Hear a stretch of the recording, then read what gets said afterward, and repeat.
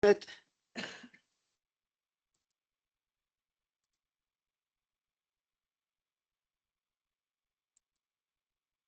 okay, good evening, everybody, and welcome back after the summer break. I hope you had a nice break over the summer.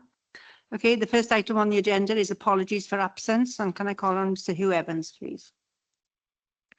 Yeah, I've lost a bit of paper. Sorry, give me a second.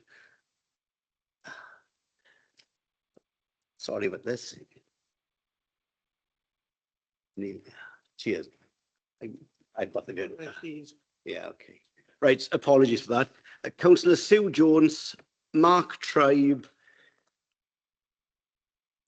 Jess Pritchard, Andrew Stevens, Will Thomas, and Robert Francis Davis. Are there any others?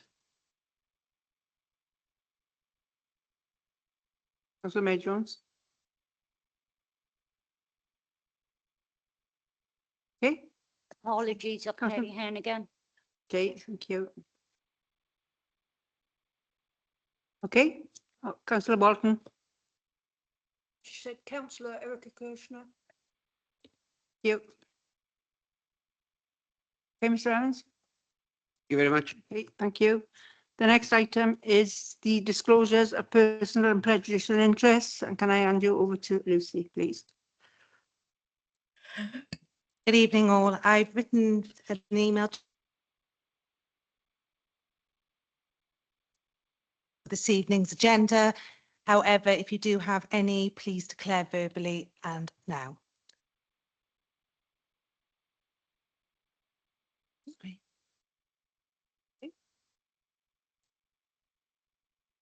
Okay, thank you. The next item is the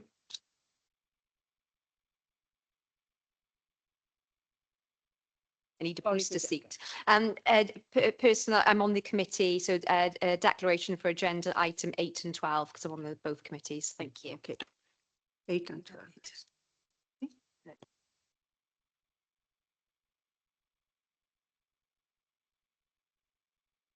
Okay, the next item is to approve and sign the minutes of the previous meeting as a correct record, and they're on pages 1 through to 7. I'll go through them a page at a time. Page 1, 2, 3, 4, 5, 6, and 7. Okay. Thank you. Then we have the announcements of the presiding member, that's myself. So the first one, unfortunately, is condolences. It's with sadness that I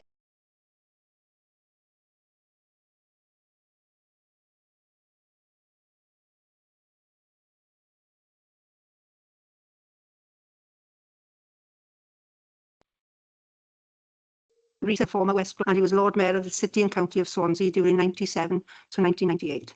Can I ask you all to please stand as a mark of sympathy and respect?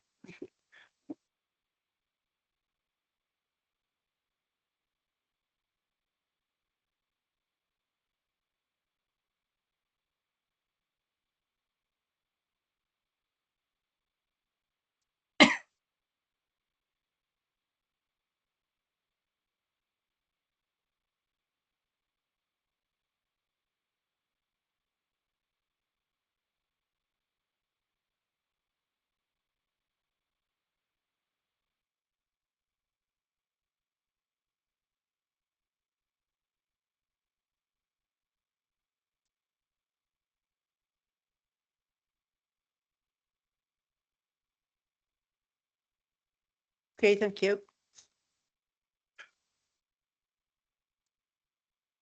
The next item is at Council on the 30th of January 2025. I reported that Oliver Treviso from Swansea was walking the length of the Andes Mountains alone and carrying everything he needs in his rucksack. Whilst on the journey, he is raising awareness and funds for the mental health charity MND. Oliver has completed his journey in May 2025. He walked 8,000 miles through 7 countries, covering the entire length of South America. This is an extraordinary achievement, and I'm delighted to report that he's having a well-deserved rest at his home in St. Thomas. So well done to Oliver. The next is the Green. Yes, truly.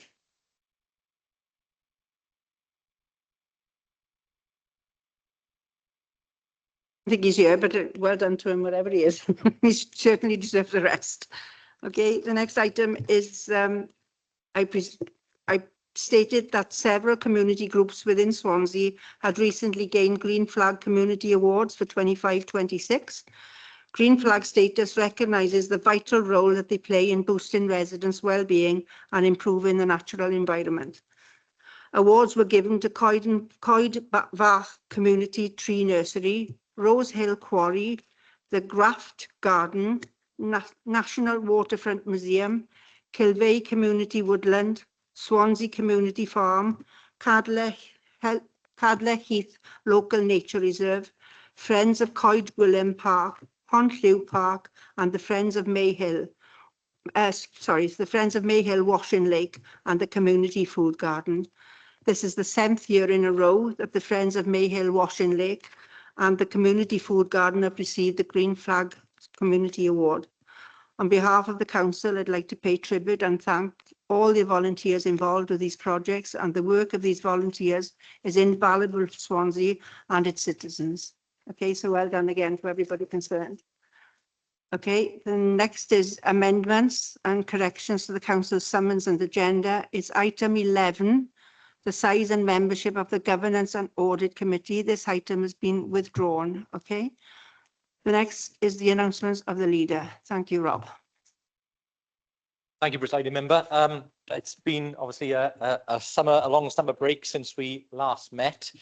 So I first wanted to report on the fantastic schemes that have been taking place across Swansea this summer with support of Swansea Council.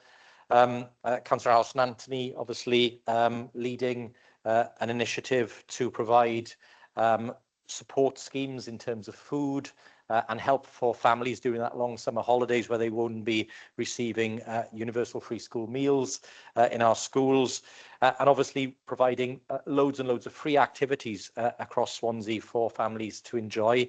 And then coupled up with the scheme that we provide under Councillor Andrew Stevens in terms of free bus travel on various days throughout the summer. Overall, a package of some £500,000 of support going out for families this summer. Thousands of volunteers taking part in that. So again, on behalf of the Council, I just wanted to say thank you to the efforts of all this summer to look after our families and residents. And I know Councillor Anthony's already beginning the work to look at what we can do this winter to again support people through the Christmas and winter periods. Also during the summer, I had pleasure to open officially the Mumbles Sea Defences down at Mumbles, a fantastic scheme. Not only is it going to protect communities for 100 years or more, businesses and residences, but of course it allowed us to install a fantastic new promenade down at Mumbles, bespoke with new gardens, new play areas, seating areas, and the wonderful festoon lighting that is now operational around the bay. So again, really grateful for the work that was done by the contractors, by our teams here at Swansea Council, and of course grateful for the investment from the Welsh Government to make that happen. Also, down in Mumbles over the summer, again, we were faced with a very difficult situation around the failure of the organisation operating Underhill. And again, my thanks to the officers of this council, specifically Lucy, who assisted in helping us to move swiftly with our colleagues at Mumbles Community Council to be able to rescue that facility and ensure that it reopened very quickly, because again, there was a long programme of summer activities that would otherwise have been lost had we have not intervened so quickly. And I was very, very pleased to give my full support for us to do that. And again, we will work now very quickly to put in place arrangements that will take effect, hopefully in the new year, so that Underhill can have a long, prosperous future. It would be remiss of me also at this juncture, I know we're going to talk about it later in the agenda, just to pause for a moment, and I'm sure on behalf of all of the Chamber, to wish Councillor Robert Francis Davis a speedy recovery. Robert started his treatment today, started treatment yesterday with his first bout of immunotherapy, and again, hopefully he is being able to continue with that treatment, and we, I'm sure, wish him all the best in terms of his recovery as he undergoes further treatment. And just on that, just to advise council, should obviously we make the decision this evening, then I will come forward with further updates in terms of cabinet responsibilities for that temporary period as Councillor Francis Davis recovers. And then finally, there are changes that have taken place over the summer that we didn't expect, but I'm hoping are not causing too many problems in certain households. I, of course, refer to the Lewis and O'Brien household. There seems to have been a bit of a split as the Tories, some of them have become Reform. And of course, I do hope that that isn't causing too much of a family divide. Maybe they'll have a reconciliation. I don't know which way that reconciliation is going to go. I don't really care that much, but it gave me an opportunity to say it. But I just wanted to, I will give way in a minute. I just wanted to reassure that our new Reform councillor that we certainly won't be closing adult education centres in Swansea, and certainly will not be banning the press from talking to us, as has happened in Reform-run councils across the UK. I'm sure we're going to have a bit of fun over the next few weeks talking about what Reform actually means to the people. But I would hope that Councillor O'Brien, as the only Reform member in this chamber at present, will take a message back to those who have been organising protests and demonstrations and rallies on our bridges. I do know that at a recent event, the unfurling of flags and the waving of flags, which is absolutely fine, has taken place. But I do know that a number of members of the public reported hate speech coming from members gathered on the bridge, and I'm sure all members of this chamber would want to condemn that sort of activity. We should operate our politics with dignity and respect and observe the Nolan principles, but I'm afraid to say it appears that many of those who turned out appearing to be Reform supporters departed from that, and I think we should all condemn that sort of behaviour because it belittles our communities. Thank you, Chair. Put your mic on, Richard, please. I did hear the call.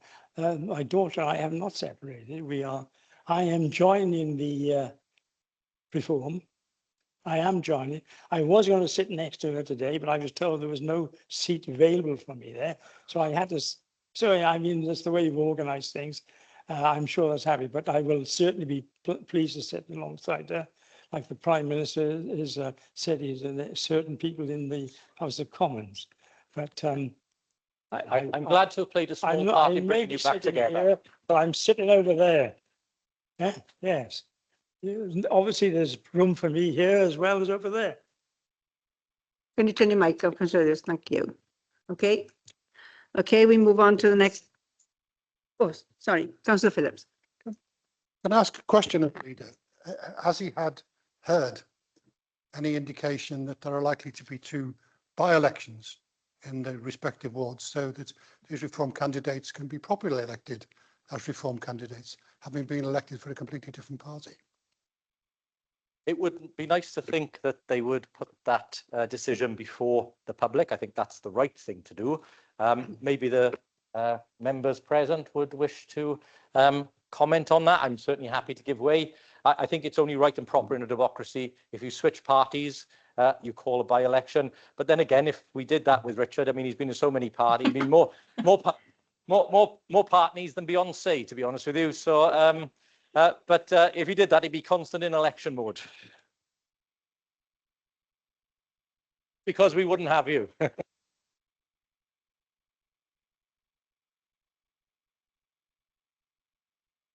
Okay, thank you. Francesca, sorry. So we need to invest in a booster seat There. Sorry, I can't see you. Sorry, Rebecca. Well, I'm glad that the leader deeply cares about my family arrangements. It's great that I'm entering headspace rent-free in your mind. So it's clearly got to you there. And no, I won't be standing down. And you'll be pleased to know that there's many across the city and county of Swansea who've reached out in full support of my move. Yes, they will always come with a bit of unsettlement, but pleased to know that maybe you'd, if you'd like to call for my by-election, maybe you'd like to do that for the 3 members of Labour who've defected to independent on Mumbles Community Council. So I'll leave that with you, Leader.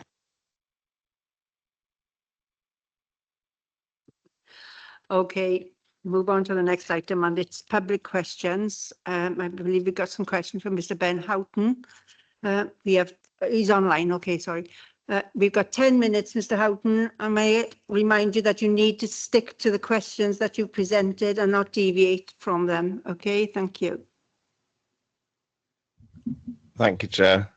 I'm just asking my questions on the Government Audit Committee terms of reference, which actually covers some of the things that were withdrawn in section 11.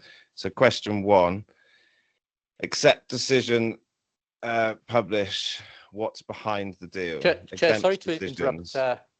Sorry, Mr. Houghton, just a second, Yeah, please. sorry to interrupt, Mr. Houghton. Apologies, I will give way in a second. Can I just check a procedural issue? Given that we've taken the decision during presiding members' announcements that the G&A report has now been removed from the agenda, is it still in order that the questions are valid? If it is, that's fine. Okay, thanks.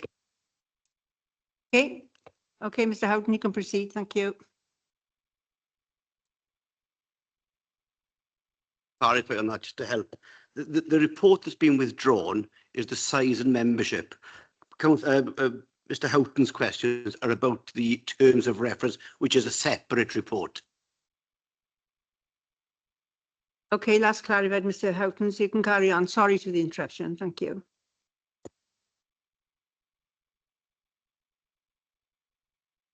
Okay, Mr. Houghton.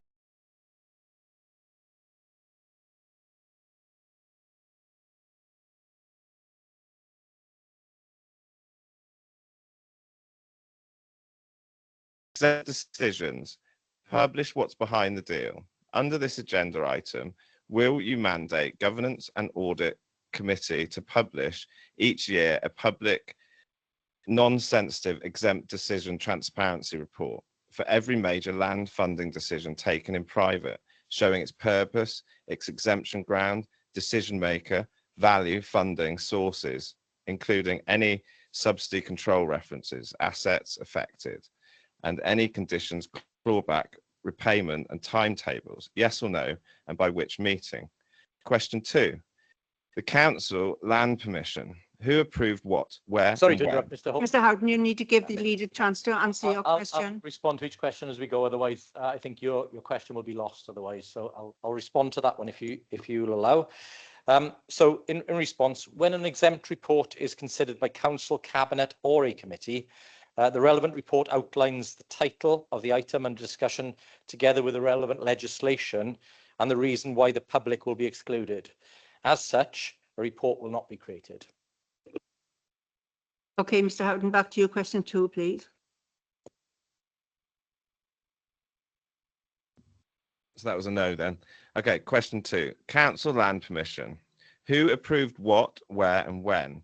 Under this agenda item, will they require, via the Governance Audit Committee terms and reference, a public register of pre-construction permissions on council-owned land, compound fencing, trenching, alarm system, and security devices, with a plan and extent, and obviously other issues, authorising signatory and date, reviewed annually by the Governance and Audit terms and reference? Yes. Terms and reference, yes or no, and first publication date. Thank you, Mr. Houghton. It appears that this question relates to the planning conditions, which is a matter for the planning committee. A live planning decision notice enables the local planning authority and the public to keep track on which conditions have been discharged on any planning permission. Okay, Mr. Houghton, question 3, please.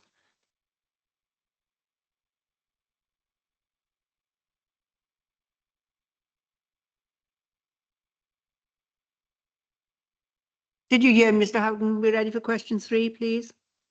He's on mute. You're still Sorry, on mute, question Mr. 2 Houghton. was about Sorry. work taking place on council land, nothing to do with the planning conditions or anything to do with planning whatsoever. It's about land that work started that has conditions on and who's authorising that works to take place outside of the council's ownership? Could that be clarified in the answer? Mr. Houghton, the answer remains the answer. I mean, it's a matter for the planning committee, and I refer you to the previous answer.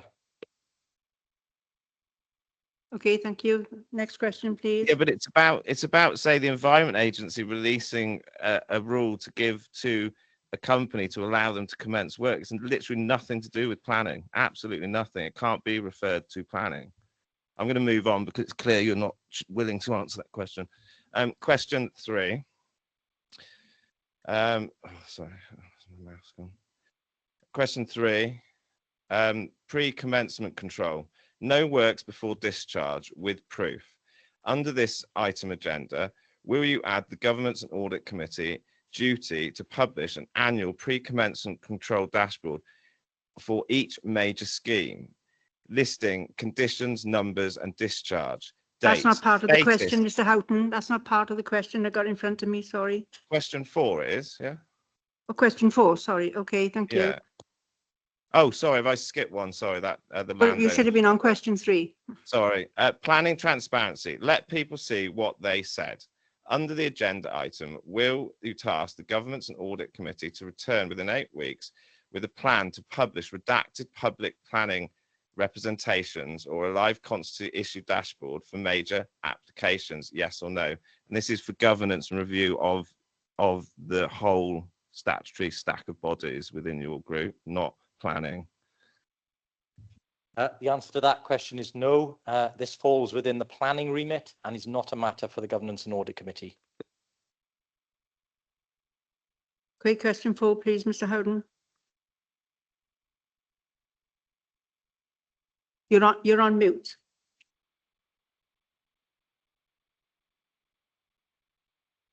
You're on mute, Mr. Houghton. We can't hear you.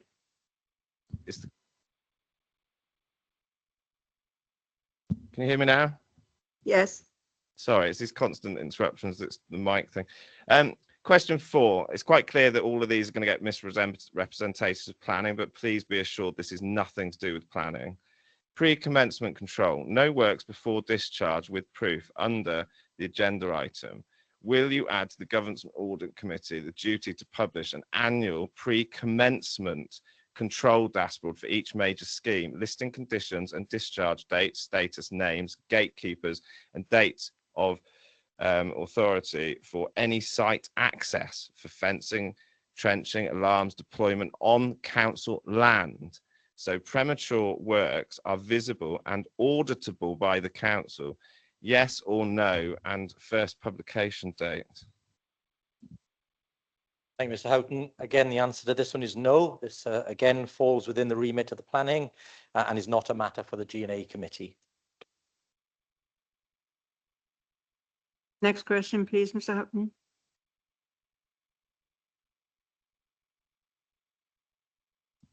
Okay, this is definitely not to do with planning. It's a statutory duty of the soundscape and tranquility of the QA 28 on Kilvey Hill and other areas alike. So quiet access areas and soundscape, statutory duty to protect the tranquility beyond planning. Under the agenda item, will you require a cross-council soundscape and quiet area assurance framework, an annual quiet area compliance report with metrics to protect tranquility and designed quiet areas, e.g. 28 Kilvey Hill, Swansea's urban forest.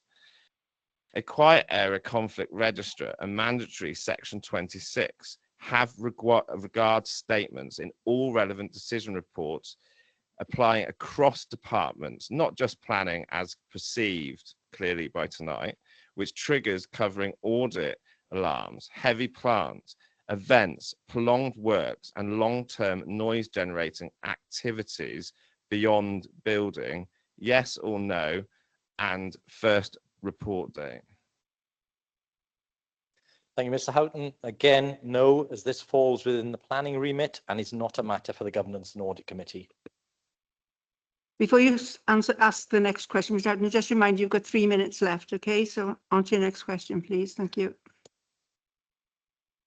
Question 6, public routes and council procedure rule 26. Guide, decision, log, annual and review. Under the agenda item with governance and audit terms and reference, it requires, and recently this right has changed to allow people not to be able to speak on such a wide agenda of the council meeting. 1, a plain English guide to council procedure rule 26, routes and alternatives. An annual public log of refusals under 26, rule 26, sorry, there's a typo in my question, which participation metrics, and 3, an annual effective review in line with Welsh Government guidance on whether the CPR 26 is enabling participation, yes or no, and in which meeting cycle. And in regard to the shutting down public speaking if reform get into power, I see these things as important. Thank you, Mr. Houghton. Council officers and councillors will often assist members of the public in drafting public questions. The Democratic Services team have often provided advice so that questions are appropriate and acceptable. The public participation strategy outlines the alternative routes that the public can use to submit questions. We will review the strategy as part of the review of the council constitution to ensure whether there are other means of participation that should be added, as EIR or FOI, etc. Refusals to allow public questions under CPR 26 are only made in line with the clearly defined rules outlined within the council procedure rule. I will allow you to ask the last question, Mr. Houghton. So on question 7, thank you. Thank you. That was an answer. Thank you for that. Question 7, public opinion reporting. 1 standard, audited, open. Under this agenda item, will you require a single council-wide annual public engagement and consultation report that standardises metrics and presentation used across departments, planning, land disposal, regeneration, scrutiny, corporate consultations, with the published corporate methodology, clear definitions, deduplication, channel breakdowns, baselines, open data, and independent internal audit assurances. Show figures that can't be counted one way in one service and another way in another one. Standardized, elsewhere, 1 standard. 1 report audited, yes or no, which meeting for the first report. Thank you, Mr. Houghton. The publicity and consultation procedure of other corporate departments has no bearing on what is required in planning terms. The local planning authority must comply with the statutory publicity and consultation processes prescribed in the relevant planning acts and regulations. And again, thank you again, Mr. Houghton, for the questions this evening. I know your previous question 6 was one that was attempting to ask why we don't allow certain questions, etc. But I hope you'll have seen tonight that there isn't a barrier to you asking questions that are perfectly appropriate for the agenda. And the fact is you've been given the opportunity to take up the entirety of public question time to do so. So I hope that you will reflect on that you've had that full opportunity. Okay, thank you, Mr. Houghton. Okay, we move on to item 7 then, please. And I'd like to call on Janet Purdue-Wood as Chair of the Standards Committee. Thank you. Good evening, presiding member and councillors. For those that I haven't met yet, I'm Janet Purdue-Wood, and I was elected Chair of the Standards Committee. Pardon? Are you okay? Can you hear me? Bring your Microphone microphone down. down. Bring it down a little bit. Is that better? Is that okay now? Okay, thank you, Jan. I'm saying, for those that I haven't met yet, I'm Janet Purdue-Wood, and I was elected Chair of the Standards Committee on the 6th of June 2025. I was Vice Chair of the Standards Committee during the 2024-25 period, with Mike Lewis, co-opted member, being the Chair. I'm at Council today to present the Standards Committee Annual Report 2024 to 2025. I'd like to commence by paying tribute to the members of the Standards Committee and thanking them for their hard work. During 2024-25, A couple of co-opted members and the Community Town Council representative on the Standards Committee ended their terms of office.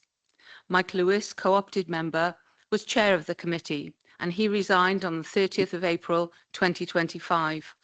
Mike has been an excellent chair and provided great leadership. I'd like to thank Mike. Margaret Williams, co-opted member, was a former vice chair of the committee and her term of office ended on the 31st of March 2025. I'd also like to thank Margaret. Community Councillor Mark Parkinson was the Community Town Council representative on the committee and he resigned in April 2025. Again, thank you, Mark. The co-opted member positions have been filled and I'm very pleased to welcome David Roberts and Jane Walters to the Standards Committee. The Community Town Council representative on the committee remains vacant and a new recruitment drive commenced on the 1st of September 2025. During 2024-25, the Standards Committee met with the leader of the Labour political group and leader of the council and discussed the legislative requirement for high standards of conduct within political groups. For completeness, I should highlight that the committee met with the other political group leaders at the end of the 2023-24 term. The committee also reviewed the Standards Committee hearing procedure and participated in the Public Service Ombudsman for Wales consultation. The work of considering the Ombudsman annual report and complaints remained a core role for the committee. To finish, I would like to offer sincere thanks to Hugh Evans, Alison Lowe and Adrian Jeremiah, officers of Swansea City, for their continuing support and guidance. That concludes my report. Thank you. Thank you, Janet. Leader? Presiding member, can I just thank Ms Pardew-Wood and obviously Mike Lewis as the previous chair and all of the members, both previous and current, on the Standards Committee for their work. Hopefully we haven't caused too many issues this year, but obviously look forward to sitting down and having a further discussion in due course. But thank you again for the work and for bringing the report this evening. Thank you, John. You're welcome to stay or you're welcome to go. It's up to you what you choose to do. Okay, okay, thank you. Okay, the next item is the Democratic Services Committee annual report and it's over to Councillor Linda James. Thank you. Thank you, presiding member. The report is very short, so I presume everybody has managed to read it. So I don't intend to go through it. If there's any questions, we'll endeavour to answer them. But other than that, I propose that the council accepts the report as it stands. Any questions, Councillor James? No? Okay, thank you then, Councillor. Okay, the next item is the annual report 24-25 from the Director of Social Services, and can I call on Mr Dave House, please? Thank you, presiding member. Continues to be a great privilege to stand before you now for the 10th time and to reflect on the efforts of our incredible social care workforce, both within the council and the third and independent sector. Also to acknowledge the incredible contribution of Swansea's unpaid carers and of the families and communities and our wider partners that make our city such a wonderful place to live, work, be cared for and about. The report before you is one that looks back on the performance and delivery of the council's social services functions for the year 24-25. However, I mostly want to place that performance in the context of the council's ambitions of how we intend to best support our population in the future. There are two main lenses through which we should interrogate our performance. Firstly, whether we are assured that we continue to deliver safe and effective social work and social care services. And secondly, can we be assured that our delivery against our social care and social services responsibilities are sustainable going forward? These two main areas clearly aren't mutually exclusive. The council is the ultimate safety net for individuals with care and support needs, for individuals who may be at risk of harm, and for the most vulnerable in our population.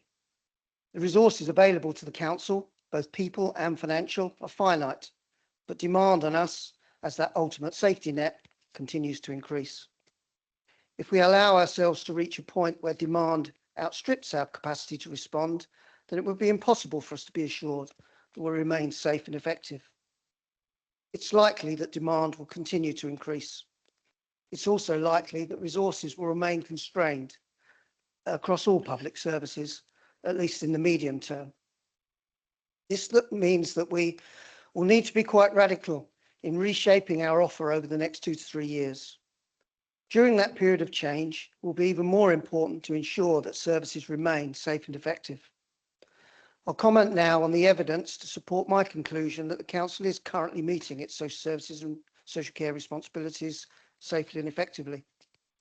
Children's safeguarding performance remains strong across all the key performance metrics.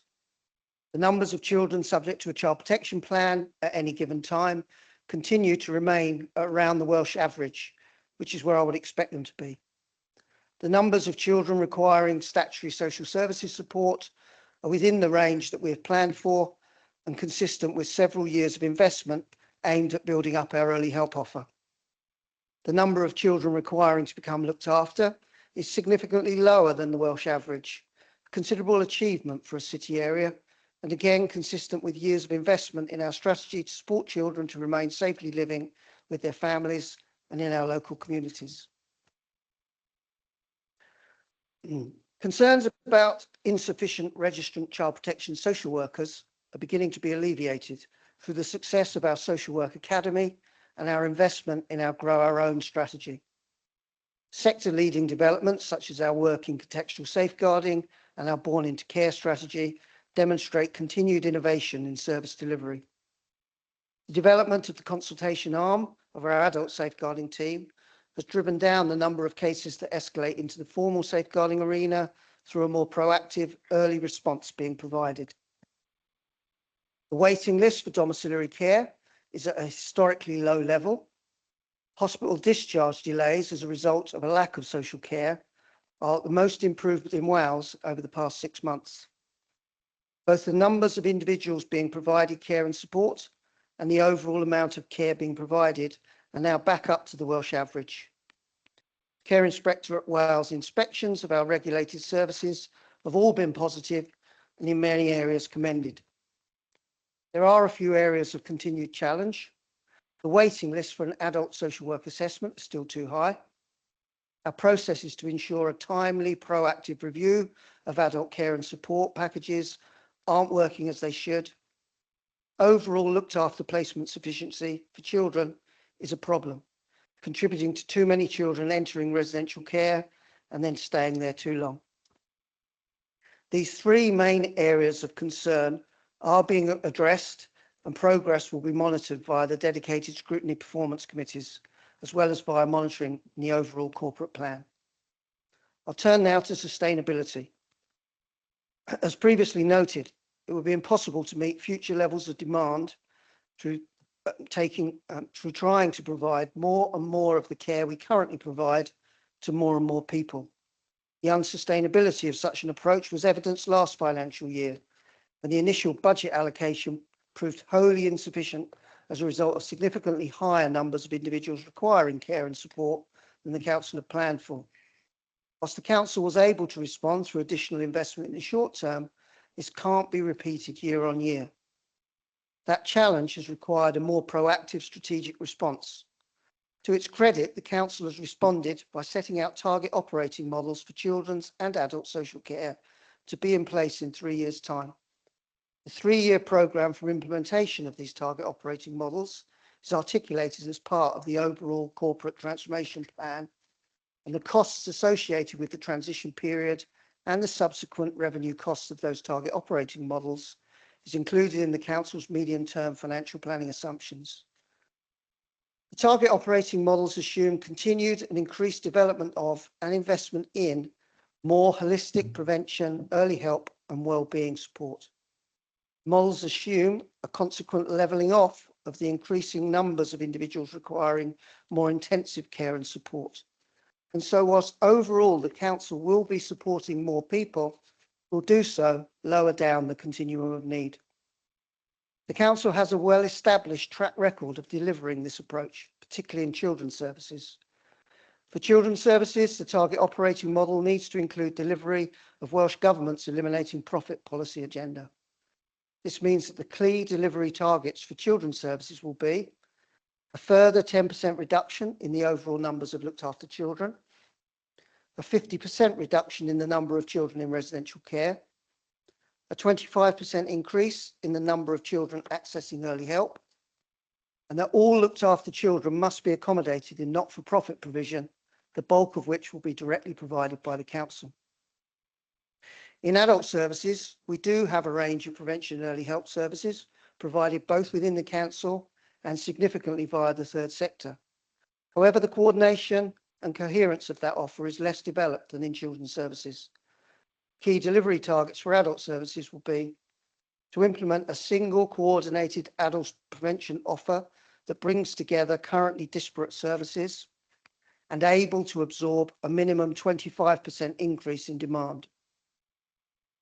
Secondly, to increase the numbers of adults accessing reablement by 50%, to contain the increased number of individuals requiring managed care to 5%, whilst maintaining the amount of managed care being provided at current levels. Finally, to establish an agreed health, social services and third sector partnership offer of community prevention and wellbeing support.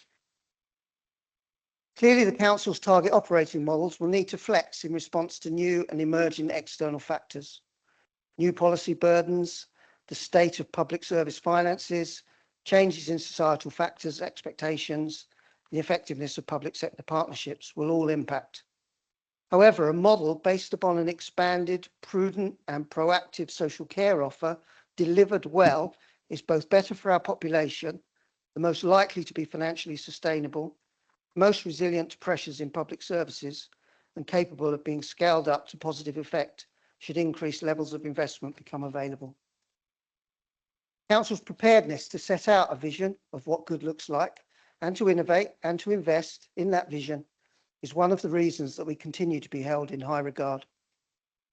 I'd like to finish by thanking the Cabinet members, wider Cabinet, corporate colleagues, the Scrutiny, Performance and Policy Development Committees, and indeed the whole Council for your continued support and constructive challenge.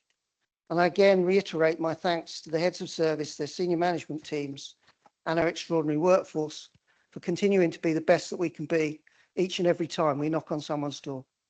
Thank you, Presiding Member. Happy to take any questions. Thank you, Mr. Howes. Can I call on Louise Gibbard to propose the vote? Thank you.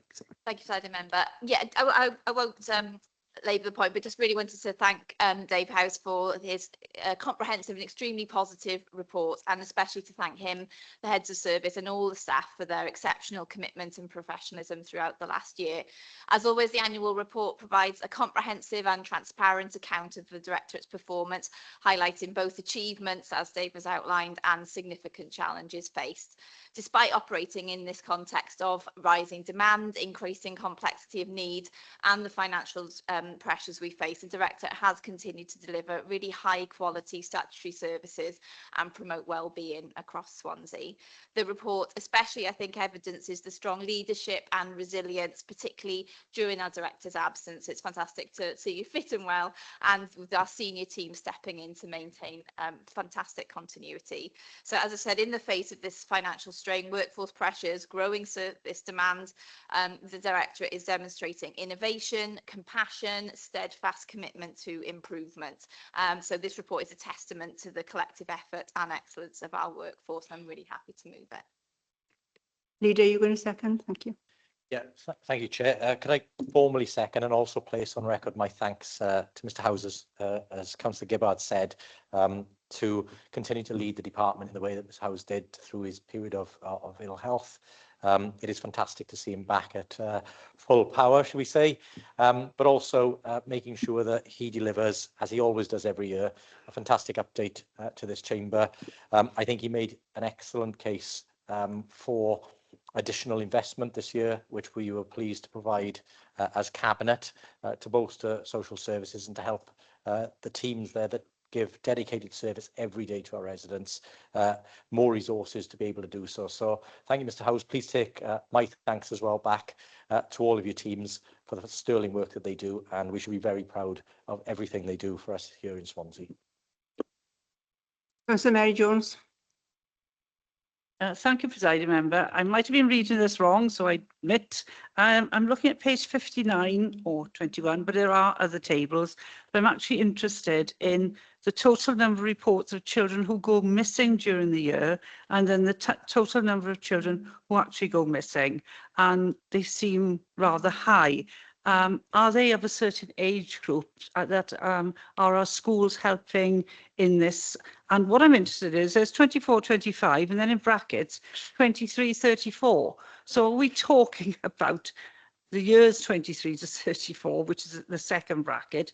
And can you sort of tell me why we've got 988 in CH031A, and then in CH32 we've got 284, and in brackets 314. And of course there are obviously the other things, the sexual exploitation, criminal exploitation.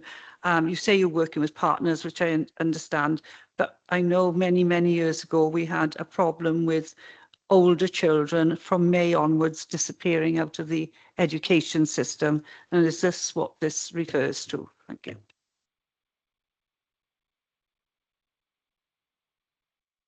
Yep. In fact, I haven't got the report in front of me. Apologies, Councillor. I'll ask the generalities. I suspect some of the. Okay, thanks. Sorry.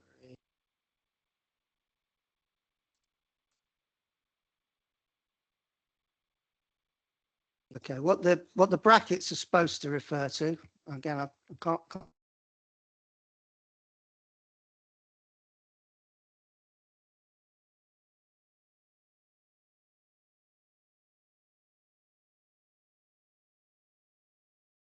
area of concern. So I refer to it briefly in my summary. Part of this is the focus that we've had in Swansea, sector leading focus on contextual safeguarding. So for many years, the criticism was that children's services departments and councils and police forces just had no idea what was happening with their children's population. What we now have is a particular focus on this area. So each and every time a young person is reported missing, even if for a relatively short period of time overnight, that prompts an intervention, that prompts some assessment of, does that give rise to concern or not? So that's why you're seeing figures that look like, hang on a minute, are we exposing a really significant and escalating problem? It's not necessarily that that's the case. What it is demonstrating is that you as a council now have a focus on that area. So where in the past, traditionally, children's services would focus our work on what's happening within family homes. Does that give rise to a concern about the parenting those children are experiencing? The shift towards a contextual safeguarding approach is, are we paying attention to what's happening to our children and young people out in population, out in the population? Sorry.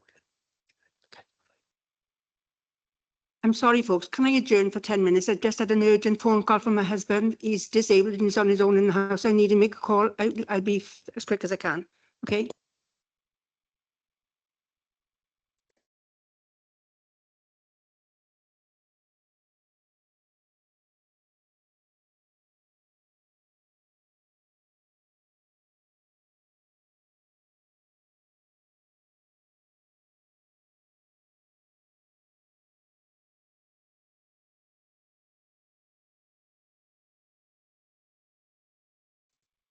I think I'd finished my response just about.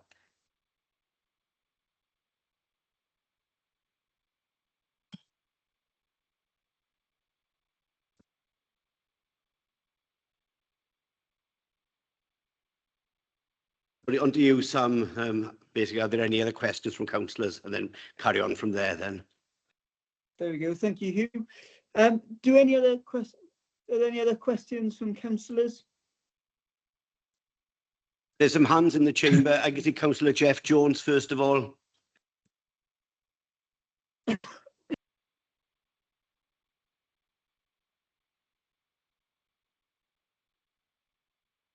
Yeah. Just had a trip over, but he's okay. My daughter's on her way down. Thank you. Okay, sorry about that. No, I'm fine. Sorry, All Jeff. right, I'm glad you sorted it out. So, anyway. Yeah, thanks, Mr. House, for a full and comprehensive report. And I appreciate really the hard work that the staff actually carry out on behalf of the people of Swansea. On page 44, I know you haven't got the report there. It's quite a simple question. It mentions the challenge surrounding the availability of qualified social workers remains. And you've got a table at the top with regards to number of staff, number of qualified social workers, and a vacancy rate of 160. How is that 160 actually broken down with regards to qualified social workers?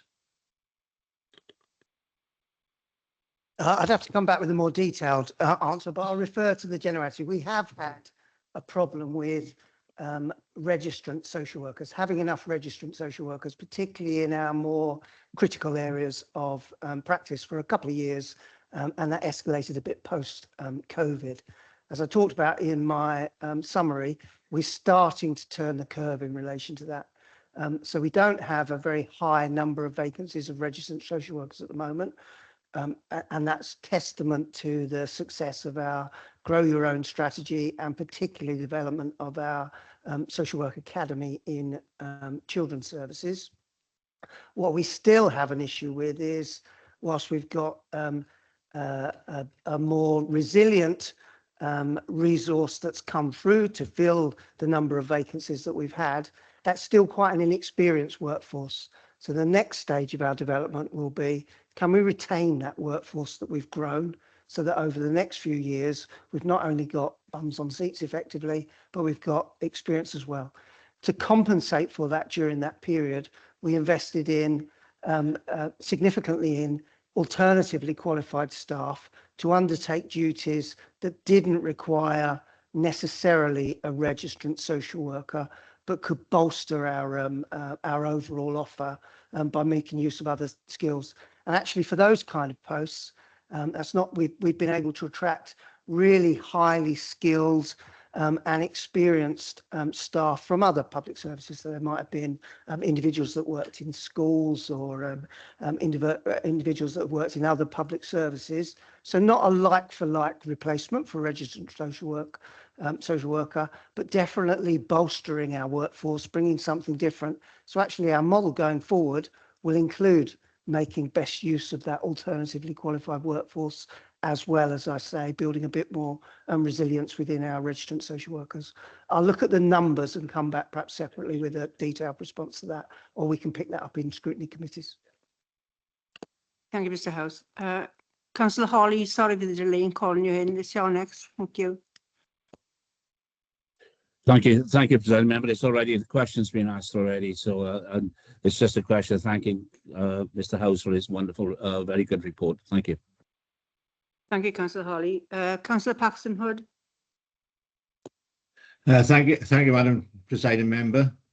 I'm not going to go into any details in terms of asking questions, because we do that through scrutiny anyway and keep an eye on things that way. I just wanted to say that once again we have an impressive report from the Director. As the Social Services Scrutiny Panel members continue to hold officers in the departments to account, we are generally satisfied with the work and the development of the department. Whilst in scrutiny we look at performance in particular, we're invariably impressed with the progress that is being made in various areas, and I think we would ask the Director to pass on our very grateful thanks to and appreciation to the staff for all the hard work in the service they provide for the residents of Swansea. I think that's all I want to say at this point. Thank you, Madam Chair, Presiding Member. Thank you, Councillor Paxton Hood. Councillor Mike Dirk. Thank you, Presiding Member. Thank you, Dave. I can't believe it's 10 years already. It's gone very quickly. Excellent report, honestly, fantastic. Perhaps, Chief Legal Officer, I should declare an interest because my partner works in Child and Family Social Services. On page 8 of your report, the Social Service Key Performance Indicator, CFS 18A, relates to the rate of looked after children per 10,000 of the population is 0 to 17. at 102.7, which is well within the target that we've got. In England, the rate is 70 on average across England. So my question is, as we look at radical and change and innovation, are we going to be looking to learn the lessons from the best authorities, Wales and England? And will there be an opportunity for us as councillors to come together to support you as we go down this new challenging path to continue the progress? Yeah, it's a great challenge. And there has been quite a lot of work looking at the comparisons between England and Wales and whether you can actually, whether you are comparing like for like. But what's absolutely clear is we do need to be ambitious around, no, we should aspire to all children being able to live within a family safely within Swansea, and at least in some part of their childhood, even if for a period of time they need to be looked after, and even if for a period of time they need to access a residential care offer, for example. We're doing well in a Welsh context and a Welsh city context, but our ambition is higher, and I set out some of the aspirations in at least those high-level indicators of where we want to get to. The Eliminate agenda that I've talked about is throwing up some additional challenges for us, because we do think that's contributed a bit to the lack of placement sufficiency that we have at the moment. And if you've got a lack of placement sufficiency, that can mean that some children end up where there is somewhere for them to go, as opposed to it necessarily being the best place for them to go. And if you're unable to get a young person into the best place that they need to go, that means it makes it harder to deliver the outcome that you want for that young person, and then has a knock-on effect of they may be in care for longer, or they may have worse outcomes as a result. So lots of things have to come together. But the general tenet of your question around should we be really, really ambitious in Swansea, my answer would be yes.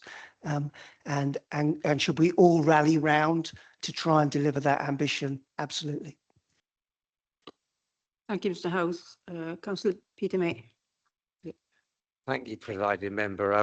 Can I congratulate Mr Howes on the excellent work that his directorate has done over the last year. I'm when I look at this an annual social services report, I always look at the one the year before as well, so you can have a comparison on the journey that you're travelling along.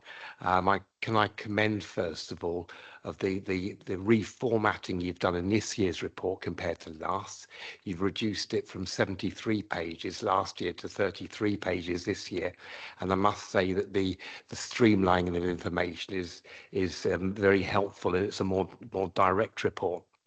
It is alarming, but obviously attributed to your department of the workload that or the increasing workload that you are facing. For example, indicator CH001 in 2022 was 7,000, rising to last year to 9,000, rising this year to 13,500. That's the number of contacts you're receiving. So the volume is fundamentally increasing over the 3-year period.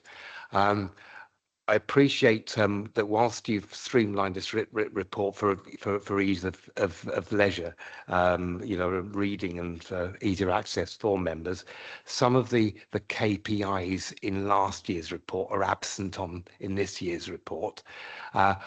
Could you tell me where we could access all of them, the missing ones?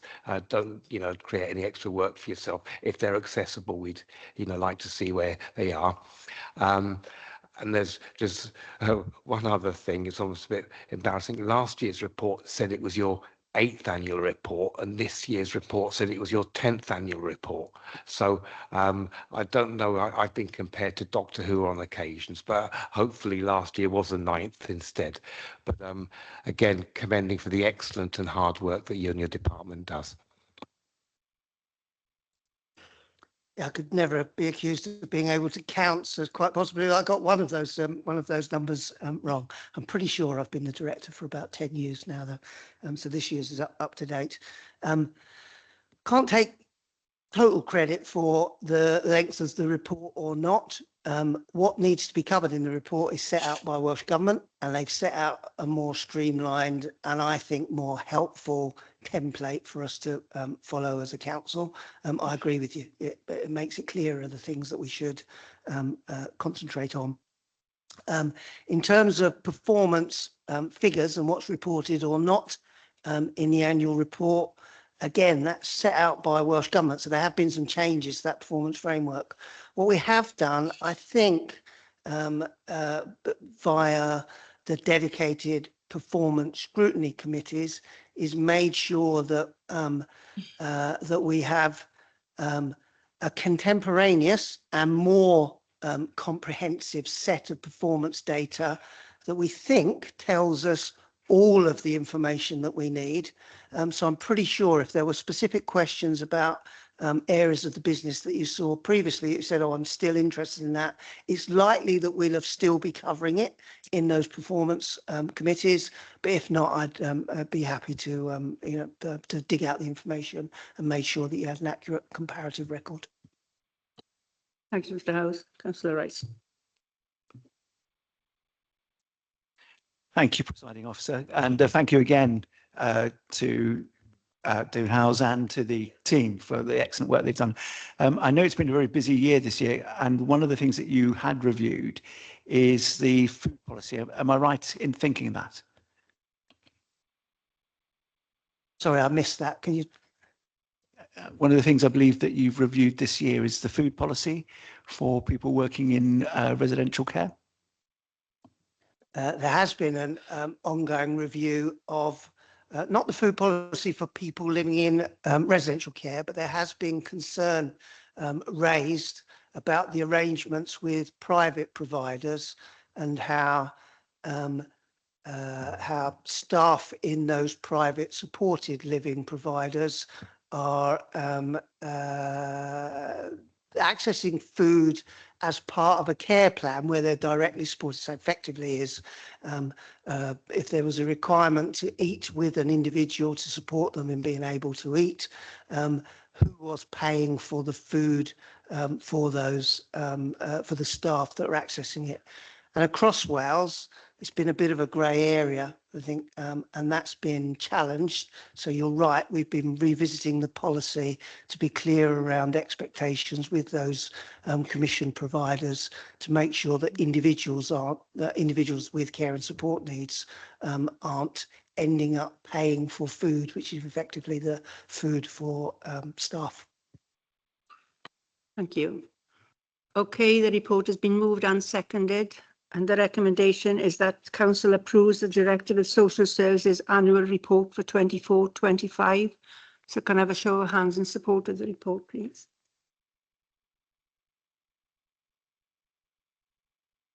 Any against?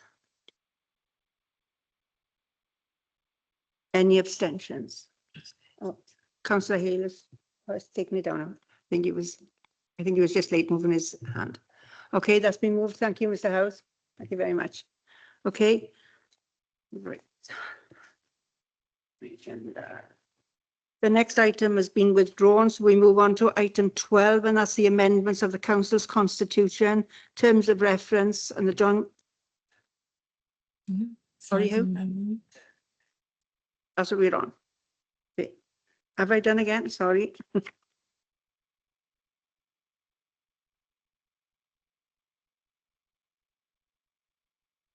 Amendments to the Council's Constitution. Yeah, Hugh? Yeah. Okay, sorry. Okay, just call on you then, please. Thank you. So this is the terms of reference of the Governance and Audit Committee.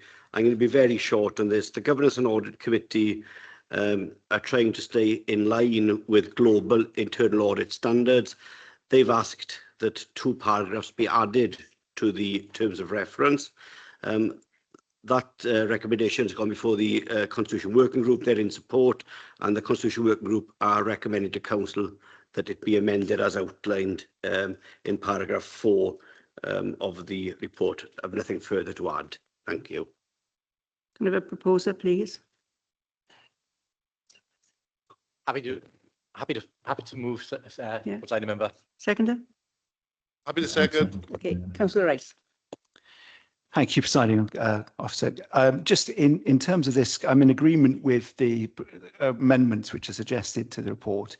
But in terms of good governance, I think as a Presiding Officer, you'd agree that openness and transparency are key. And a part of that is ability to ask questions and to receive answers. And I know that we had a member of the public ask a number of questions today, which have been asked and answered in part. What I'm looking for really is to see that with the review of future terms of references here, that we look to try and strengthen our openness and transparency, the ability to ask questions.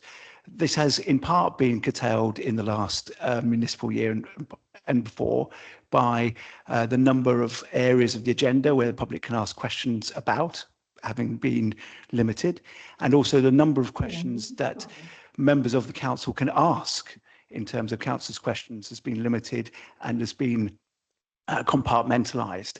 So I think in terms of good governance going forward, I'd like to see a review of the terms of reference which looks at our participation in being able to uphold questioning and being able to uphold scrutiny through the main committee here of the council and through other parts of the council's processes.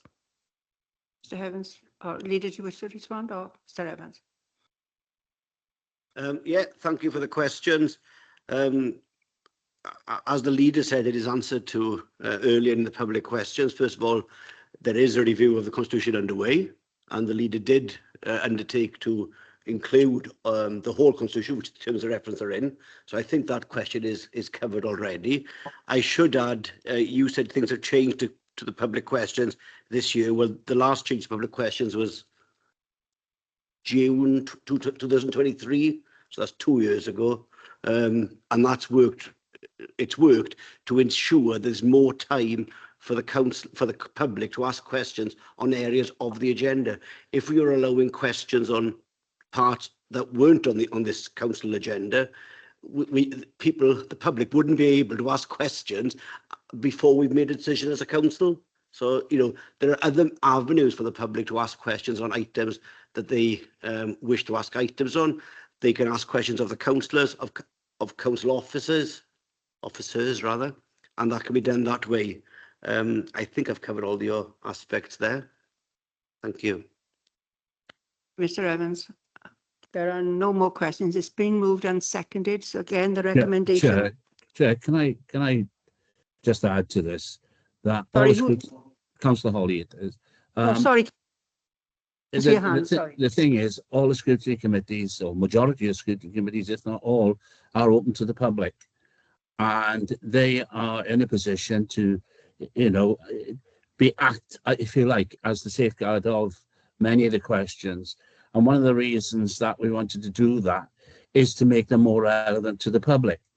And one of the things that we do ask is the public come along to scrutiny committees, and there they got the personnel who are closer to the subject than some of the cabinet members that are sitting here. Not saying they're not close to their portfolios, but what I'm saying is when they come along to a scrutiny board, they have officers and there that can answer questions. So I would urge that instead of thinking about how we alter this committee, that we encourage the public to come along to scrutiny boards and use those facilities to actually engage with the council to find out what's exactly happening within the council. Thank you. Thank you, Councillor Holly. Leader, did you wish to speak? Sorry. Yes, please. Thank you, Presiding Member. I think the points have been made by numerous people that there are multiple opportunities to engage with the workings of this council, to ask democratic questions, whether that be at scrutiny or other committees or here in the council itself. I don't hold to Councillor Rice's comment that the answer that I gave to the questions were answered in part.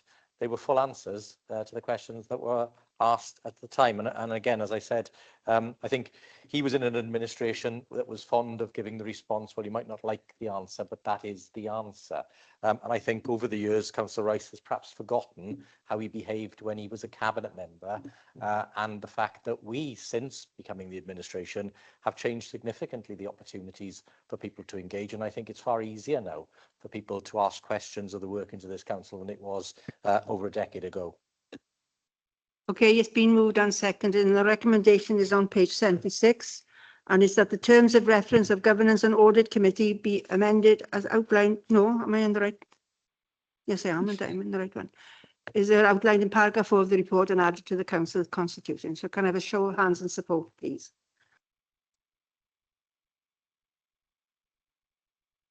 Anyone against?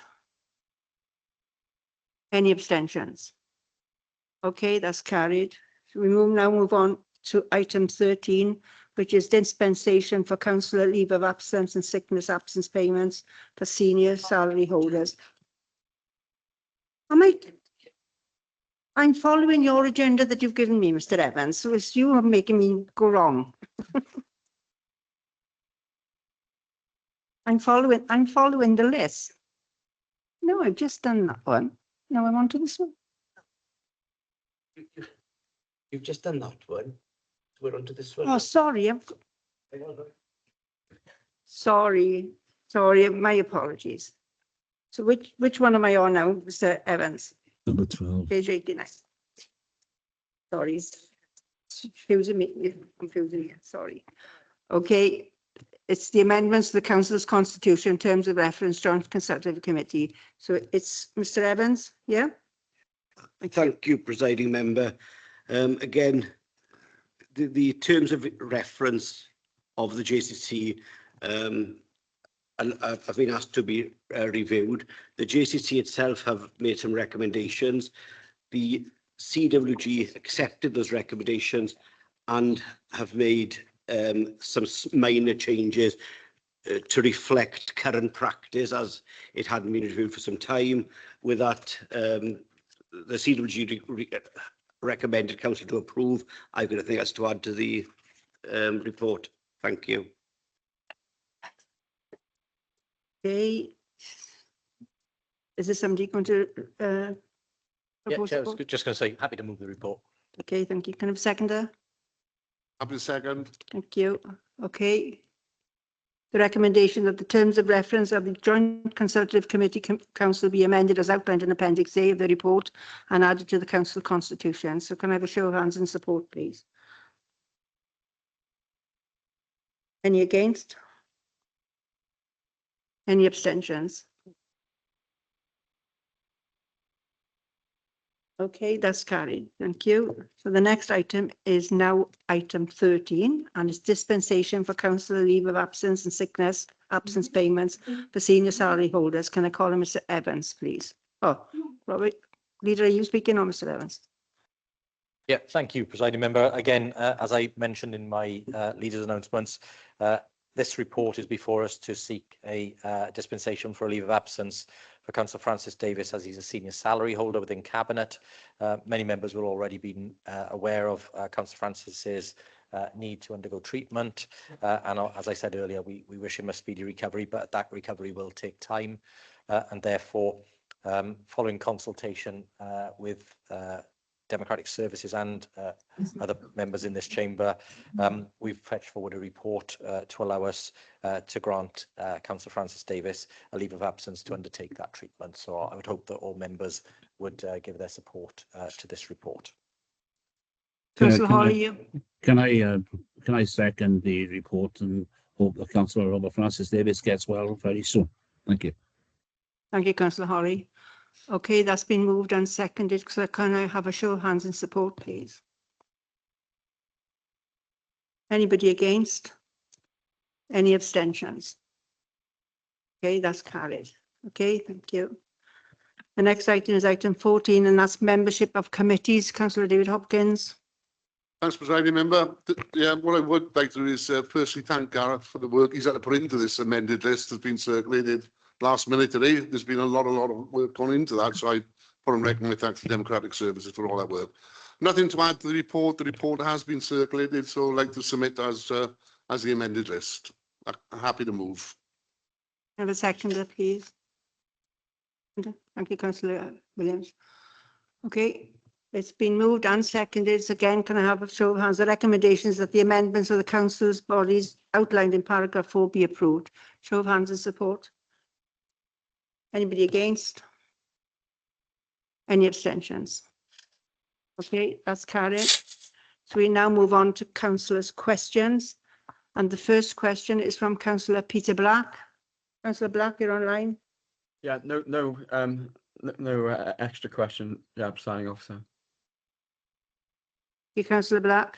Yeah, can you hear me? Yes, I can. There's no questions, no? No follow-up, no. Okay, thank you. Yeah. Question 2 is from Councillor Francesca O'Brien. Thank you, presiding member. Thank you to the cabinet member for their response on the parking permits. Obviously, we recognise tourism is a huge factor for Mumbles, and we do welcome that. That's why we don't understand why the Welsh Labour government are going to tax it further. But that aside, it does say in the response to our question that the council will review the parking permit restrictions later on this year. Can the cabinet member confirm when that will be and how they will engage with the community? Thank you. Chair, as Councillor Stevens is unwell, I will take the question this evening. Just to correct Councillor O'Brien, firstly, the Welsh Government isn't seeking to tax tourism. There is an option for councils, if they wish, to raise a levy, which would then be ring-fenced for investment in the sorts of facilities that I'm sure Councillor O'Brien would want to see in her communities. We've obviously invested significantly recently as a Welsh Government and the Council to ensure that we've enhanced Mumbles, provided the new promenade, the new facilities, and we will continue to do that. We're also looking to support her community and Mumbles in other ways. In terms of the consultation specifically on this issue, I will get the details in terms of how exactly we intend to engage with the public and the timescales for doing that. I'll provide those to Councillor O'Brien and circulate to all members. Leader. Okay, the next question is from Councillor Peter May or Councillor Rice. Councillor Rice. Thank you, presiding member. A few questions here for the leader in response to his response. First question is it when an argument's lost that you need to refer to not answering the question and go into individual people's situations? And the second one I really wanted to ask was about the building that's being built in terms of the public sector building. I'm not really much clearer about who's going to occupy it. And doesn't he not share the concerns that I do, and it appears that a number of people in Swansea do as well, about the fact this could just be another empty building, empty promises, because the public sector, and especially the Welsh Government and Senedd, are actually looking to reduce their land holdings in terms of buildings that they're using. The third one is, if the building was as originally intended to be a public sector hub and to be occupied by the Welsh Government, why isn't it that the Welsh Government and the people in the Senedd would be paying for this building? Or is it something that we were going to get something for doing?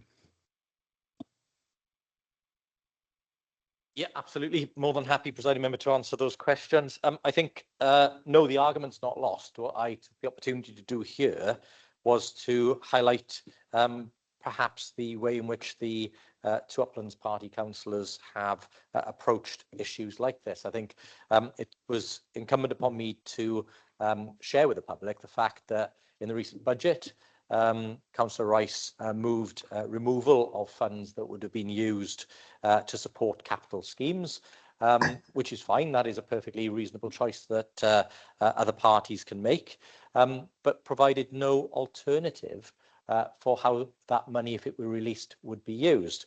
So again, I think it's important to say that the point here is around, you may disagree with our direction of travel, you may disagree with what we're trying to achieve, but you should at least have an alternative to put before the public. And that's merely the point I'm making here, that there was no alternative coming forward.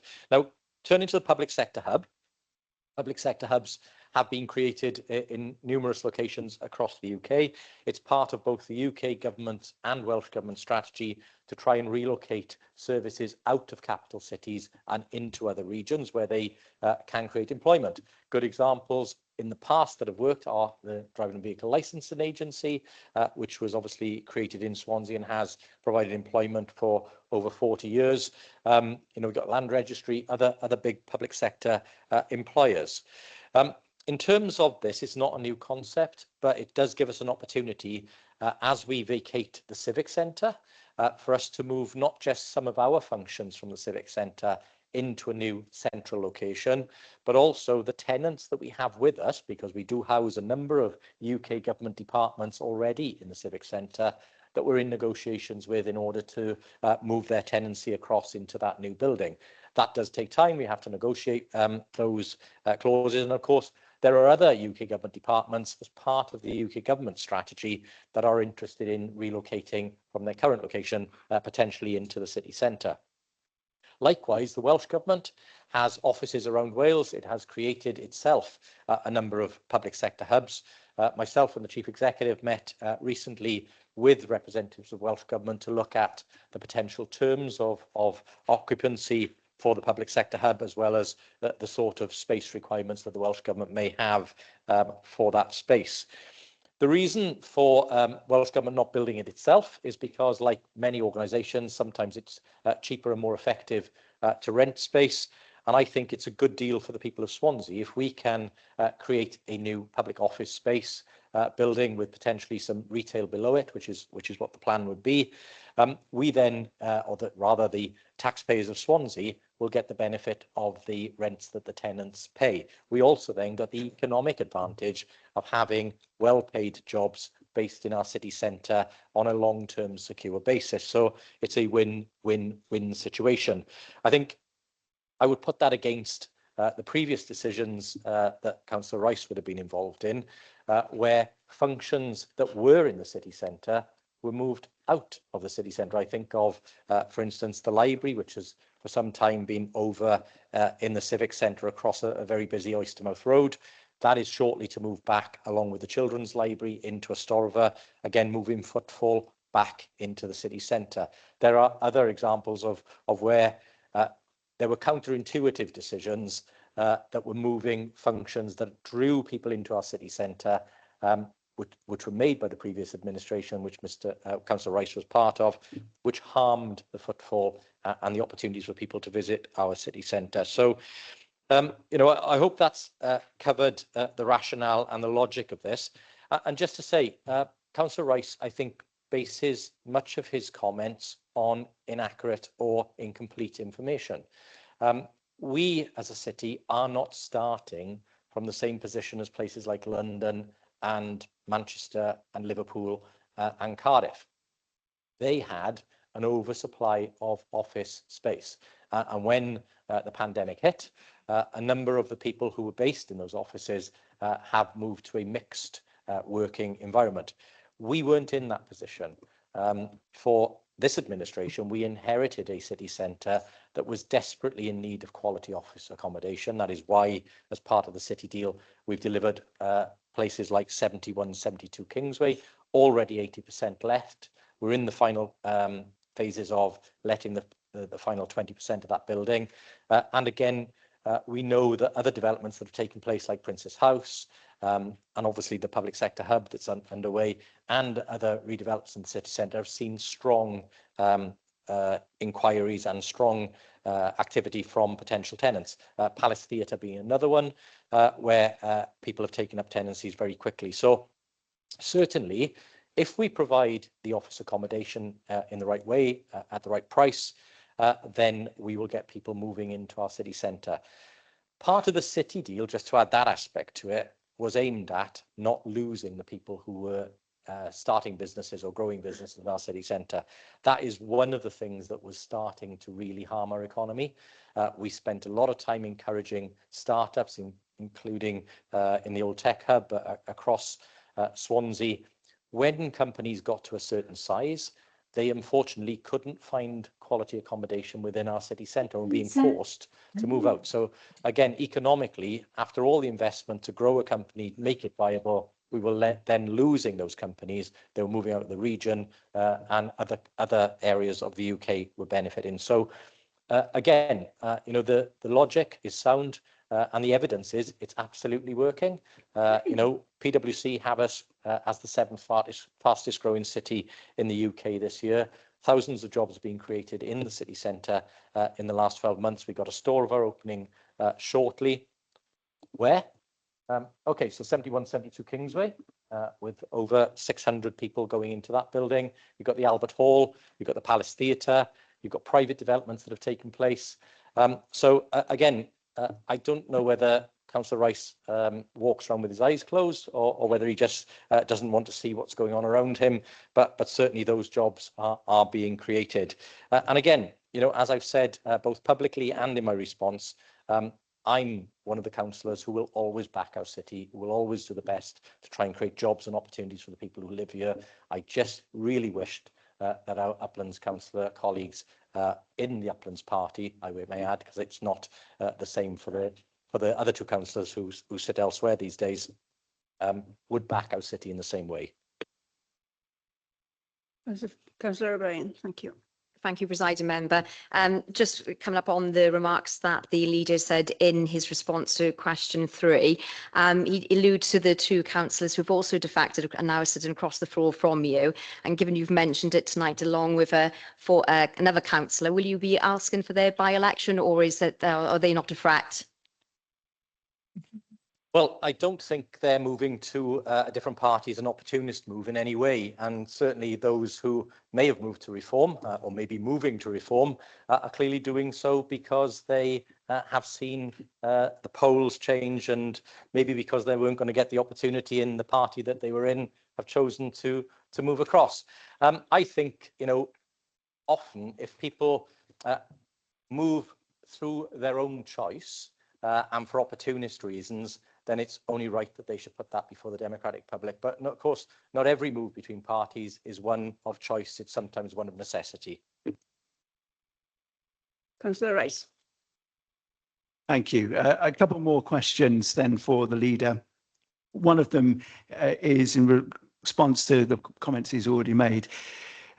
Could the leader not remember the amendments that we put to the budget debate, and the fact that we wish to invest more money into roads, we wanted to speed up the investment into schools, things which I think the general public want to see rather than a series of office blocks? And second one for you then, leader, is where are these people going to come from who are going to work in these offices? Because if you look at the figures for public sector are very stark. It says, as it says here, around 16% of people are coming into work for the Welsh Government. About 10% came into Welsh Government offices in Swansea. The day of the office and the investment in new office buildings is over. We have plenty of office space already here that's not being used. This building and other buildings under the local authorities' control. So I think, again, Councillor Rice misunderstands the strategy because, yes, whilst there is a different way of working post-pandemic with people often spending 3 days in the office rather than 5 as they would have before, there is still that need for teams to wash in and out of offices, and that happens here in this council. I was speaking to Tim Moss, the new Chief Executive of DVLA, and again, he was telling me that is exactly what DVLA are doing, and it is something that happens. I think what Councillor Rice seems to ignore within all of this is that we had poor quality office accommodation, often in buildings that had perhaps a little bit of retail around the bottom, but then were largely empty, and they were often owned by absentee landlords who weren't looking to invest in those buildings, often because they were renting the building's floor space at maybe £10 a square foot, so it wasn't viable for them to spend millions upgrading the building, because then they would not have got their return back, even if they had the building full. We've changed that dynamic. The rents for property in Swansea now in terms of office space have risen. We're above £20 a square foot. So we're getting very close to the point where building investment is viable from the private sector. You've seen announcements today in terms of the McDonald's block being taken over and renovated. Large parts of Oxford Street have already been renovated by different private sector organisations. Castle Quays has recently changed hands. Princess House has been done. So what started with us leading the way as part of the city deal has followed with the private sector showing its confidence in our city and its investment. But in terms of the people who then go in there, well, again, the evidence is there. 71, 72 Kingsway, already 80% let just a few weeks after its formal opening, and will be fully let in due course. Princess House seeing strong demand there. The Palace Theatre already with its full tenants in place and subtenants being able to use it. So again, I've got to put the evidence of what's happening here in Swansea against what I think Councillor Rice is looking as a national picture. And again, I make the point we're starting from different points. But even for public sector, and public sector aren't the only tenants we're after. Because, of course, if private companies are prepared to move their resources and their operations here into Swansea, and we've got the right offer for them, then that is, again, a different benefit for us. But there are Welsh Government functions, as there are UK Government functions, currently based around Wales that are not having the economic impact on city centres or town centres that they could have. And that's one of the discussions we're having with Welsh Government at the moment. It's not about Welsh Government inventing some sort of new function. It's saying there are certain people who work for us doing this. They're based somewhere else, perhaps in a more remote location, and they would be better placed in Swansea city centre where they have that economic impact that they otherwise wouldn't have. Similar in conversations we're having with DVLA, similar conversations with other UK government departments. So again, you know, I think it's not well known that we have a number of UK government departments based in our civic centre at the moment. And again, our aim is to make sure that they move with us when we vacate the civic centre into that new public sector hub. Councillor White. Thank you, Chair. I get rather annoyed when I hear things like this. Can I say that as an administration, I hope the leader would agree, we haven't just sat on our hands. We've got on the job. Now they say, we were proven to the people of Swansea that we are prepared to take bulls by the horns and go and bring employment to the community into Swansea, and that we have got on with things. Now they say, Councillor Rice says, obviously, you know, about the city. I would ask him that if he just went into the city centre and had a look around, Whitehall, Oxford Street, College Street, you know, Portland Street, have you seen the investment there? New companies coming into Swansea want to invest in Swansea. Now we are showing a way, and I hope that you know you would listen to what the leader is saying, that we have put those facilities in place because people and businesses have got the confidence in what we are doing in Swansea. Thank you. Thank you. Yeah, thank you, Councillor White. Absolutely right, and I fully agree with your statement there. Again, you know, I think Councillor Rice either willfully ignores what's going on, or you know, doesn't want to acknowledge it and see what is happening. Certainly, you know, the independent position that we've seen from PwC is that we are the 7th fastest growing city. That is because we have £1 billion pipeline of investment that is rolling out at the moment. We've got the city deal, £1.3 billion worth of investment across the region. Again, large parts of that coming to Swansea, delivering the arena, delivering the innovation hub, delivering 71, 72 Kingsway. And again, of course, it doesn't suit ex-Liberal Democrats to acknowledge that, because they didn't play any part in negotiating city deals. So there's no value in it for them because they had nothing to do with it. One thing they did have something to do with, though, of course, they were the architects of austerity with their bedfellows in the Tory party from 2010 to 2015. Don't hear much talk from Councillor Rice about that, because of course before he became an Uplands councillor he was a Liberal Democrat, not been in as many parties as Councillor Lewis, but obviously still jumped from one to the other. But of course we had to manage many years of Tory austerity put in place with the Liberal Democrats that have made it really hard for areas like Swansea to move forward. And of course, what we've also done during that period is navigate Brexit, again, which was a real harm on our city. And I know Liberal Democrat colleagues were against Brexit, and that is something we agree on. It was a huge harm to our city, our country and our nation. And then, of course, we had the global pandemic, which changed completely the way in which our cities and town centres work and in which way people work today. So I'm very proud of what we're doing, and I'm very proud of what we're delivering, despite all of those challenges and despite the austerity that this council had to live under for over 10 years, where, you know, hundreds of £1 million of budget were denied to us by the ruinous austerity policies put in place by the Liberal Democrats and Tories. Councillor Walton. Yeah, I just wondered if the leader is as puzzled as I am with Councillor Rice's obsession with the Welsh Government figures when we're talking about what we here in Swansea, a council, has done to try and draw investment into the city, which has got to be a good thing. And also where he gets this idea that it's another empty building. I know. I thank you, Councillor Walton. I absolutely share your frustration. I mean, I really do wonder, because I mean, it must come from a different approach to the one that we've taken as a Labour administration. Because of course, if we went back to 2004, one of the first acts that the then Liberal Democrat administration did was to sign the Service in Swansea agreement. It was a long time ago. But I mean, it's an important one because its name belayed what it actually did, because it moved services and employment out of Swansea. It actually exported nearly 100 jobs, IT jobs that could be done, well-paid IT jobs that could be done here in Swansea, to Scotland. That was what Councillor Rice's administration did. It actually worked to move jobs from Swansea to Scotland. And what did we do, Councillor Walton, when we got into power? We moved them back. And since then, we've added to them.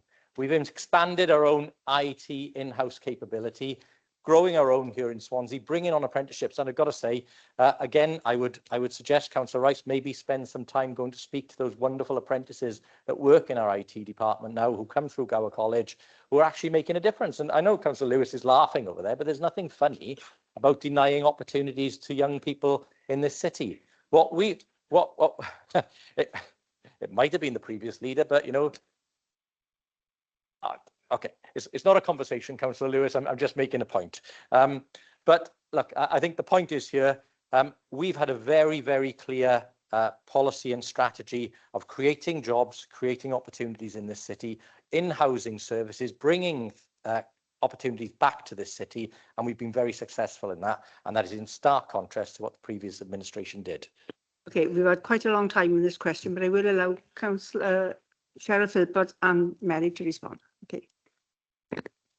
I thought it's just a naive question from myself, because as you all know, I'm not really political.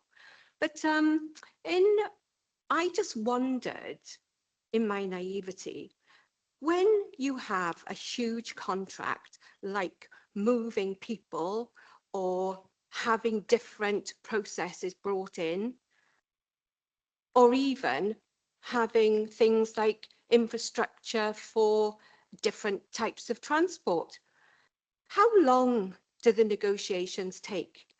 How much work has to go into those contracts?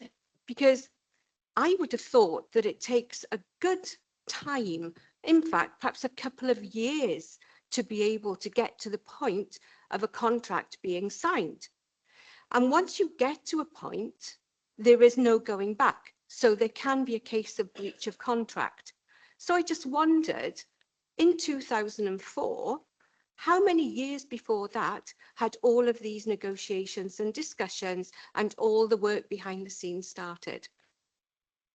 Yeah, it's an interesting question, actually, because I think it's the same defence that's been put up for the introduction of the metro bus system that dogged our network for many years. I think ex-councillor Haig, made the same arguments then.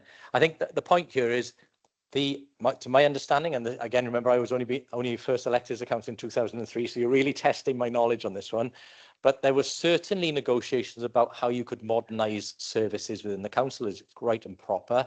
There were certainly discussions around improving transport by the then administration in 2003. But what wasn't on the books at that point in time, as I understand it, was a will to rush to sign something like Service at Swansea, which, to my mind, as I understand the figures at the end of it, did end up exporting jobs out of Swansea, didn't deliver the sort of savings that were in the business case at the time. I think £26 million worth of savings, not a penny of that was achieved, and didn't do the modernisation of our services here in the council that was intended.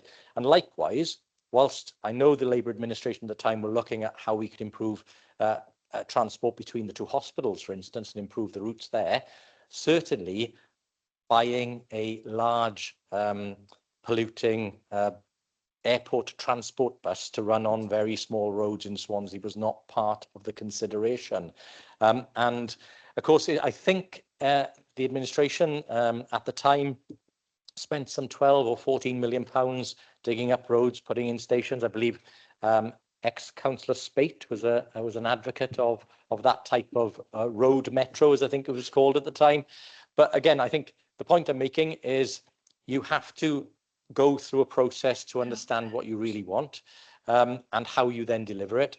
I'm fully aware that the Labour administration were trying to modernise services at the time. I'm fully aware that they were trying to put in better transport.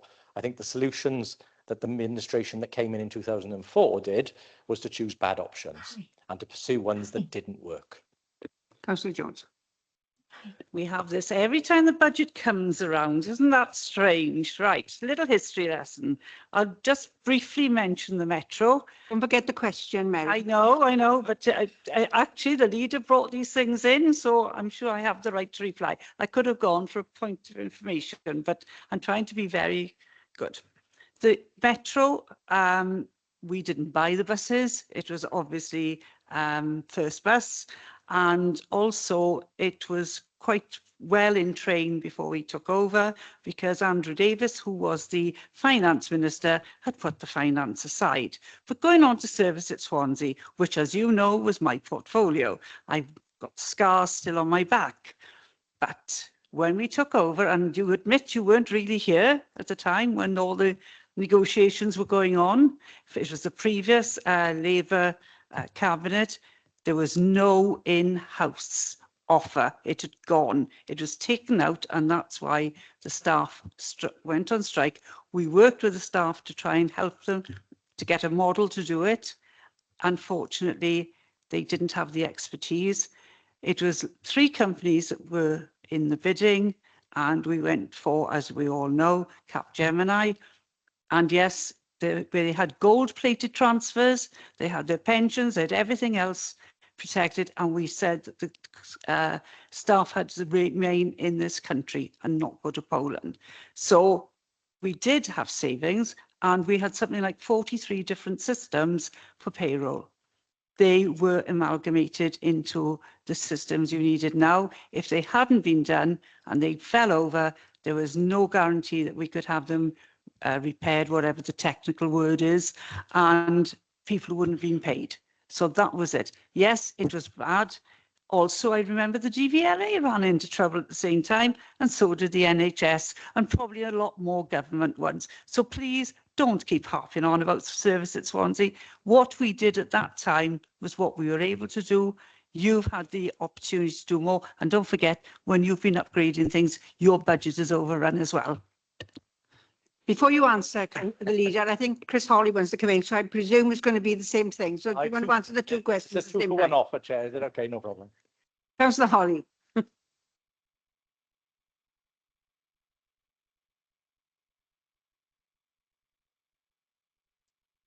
So, Councillor Hawley. Are you speechless, Chris? We can't hear you, sorry.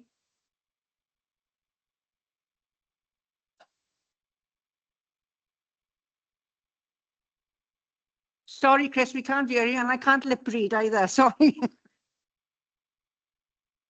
Forget it. Forget it. Thank you. Chair, luckily I can lip read. I think he said the leader's absolutely right. I think. I know. Chris, I won't misquote you. That was a joke, honestly. I won't misquote you. But no, look, more seriously, I know Councillor Jones, and to be fair, she always gives a very robust defence of her, the decisions she took during her time in office. But I think I come back to the point. You know, you can decide if you want to provide or get your services provided by others, or whether you want to build resource and do them yourselves. And I think that has been the consistent difference between our two administrations, because we took the decision to start building houses again, to create a workforce that can build houses for people. We took a decision to insource services to make sure we delivered the IT services here, to build the apprentices. We have a huge apprenticeship program at the moment with some really fantastic people coming through. And I think, you know, whether you believe in insourcing or outsourcing, the one thing you do lose is both control, but also it's the ability to grow your workforce and to grow the expertise within your organisation. I think that's one of the things I'm proudest of in this organisation, is we've continued to bring people through to build careers and then to deliver for the people of Swansea. And, you know, yes, the headline is insourcing jobs from Scotland and bringing them back here, but actually it's the opportunities that we're creating for people here, the trades that they can now get into and deliver the homes that we badly need in Swansea for people, built by people employed by Swansea Council. Okay, that's just 30 minutes are up on the questions. I'm sorry. Chairman, I have a point of information. Okay. I was there. The reason that Services Swansea didn't work was because the then administration hadn't done their due diligence on the project, because it was supposed to deliver considerable amounts of savings by rationalising the way the council did its business. That had already been done under the previous Labour administration, where I was the chairman of the Finance Committee and the Cabinet Member for Finance, where we took out a huge amount of money, not productive lines, in unproductive lines in the council's budget book. We seem to have forgotten this as well. We then had a chief executive who was obsessed with being the most efficiently managed local authority in Britain. And he said, wouldn't I be proud of the best local authority in Britain? And I said, well, it depends.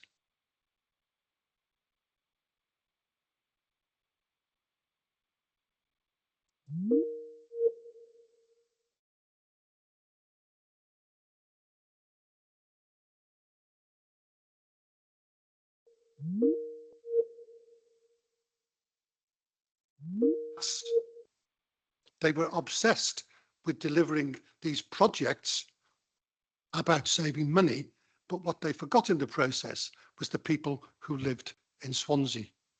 And that was the big difference. And I think we know what happened to Mr. Thorogood.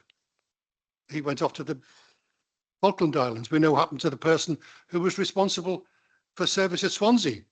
She went to the Highlands and Island Development Board. They went as far away as possible they could from these two areas of disaster that cost the authority a significant amount of money. Unfortunately, Councillor Holly and Councillor Mary Jones had to stay in Swansea. So we are still talking about it.